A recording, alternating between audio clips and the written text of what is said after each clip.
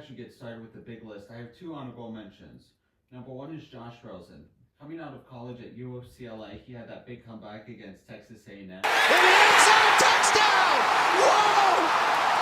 Jordan Lasley! But he didn't do anything at Arizona when he got drafted to the Cardinals in the first round. He had one famous quote that said, 9 mistakes ahead of me or something. Turns out those 9 people are probably better than him. The other honorable mention I have is, he's still in the league right now, but Malik Willis. Wow, I was wrong about him. I thought he was going to change Tennessee. When he got drafted, I thought, oh, Tennessee has their future guy. They didn't. They traded him for Green Bay, and now he's looking to do better on an NFL team, better than Tennessee, because he did not succeed there. But on this list, I have 3 quarterbacks. Starting off with a college recruit, a 5-star recruit, actually, Malachi Nelson.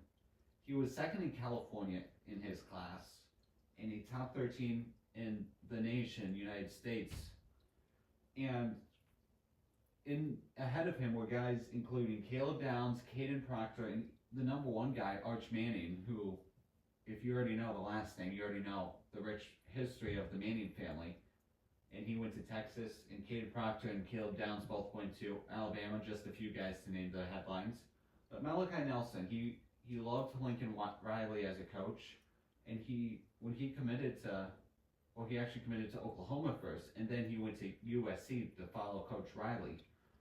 However, at USC, he lost the backup quarterback spot to Miller Moss, who ended up being the starter, and the starter was already determined, Caleb Williams, the Heisman winner at USC, and lost that. He transferred to Boise State. He lost the starting role again to Maddox Mason, who I never knew who was, and then he transferred to UTEP, and at UTEP he had some good flaws here and there, but not good. In 5 games, he had 9 interceptions, and he even struggled against Texas.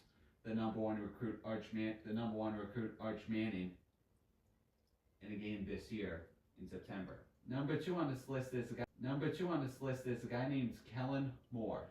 Now, some newer NFL fans, you might not know that name. You're thinking of Kellen Mond, the Saints coach. No, Kellen Moore was a guy. Kellen Mond, wow, I'm getting mixed up too.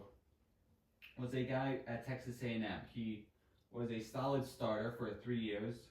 And in those 3 years, he got enough statistics to get drafted in the 3rd round, and he got drafted to Minnesota. At Minnesota, he was the 3rd string guy all year. He got moved up to the 2nd string guy, but that was late in the year, and Kirk Cousins was the main guy for Minnesota that time.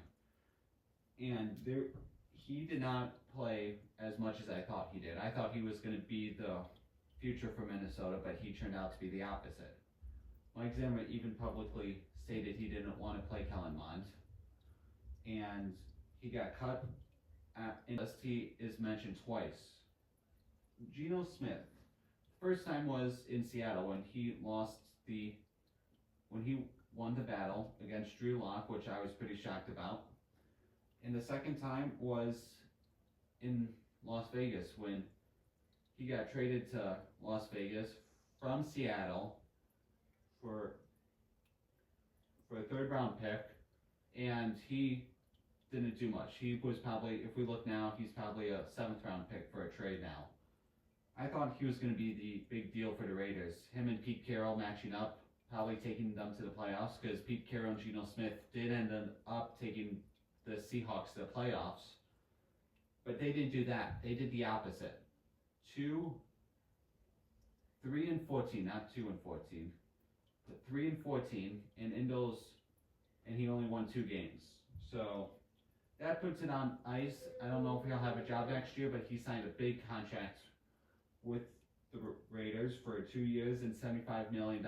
He'll probably stay and back up the future quarterback for the Raiders, but we'll have to see. Thank you for watching today's episode of Grant Lee's Journalism. Have a good one.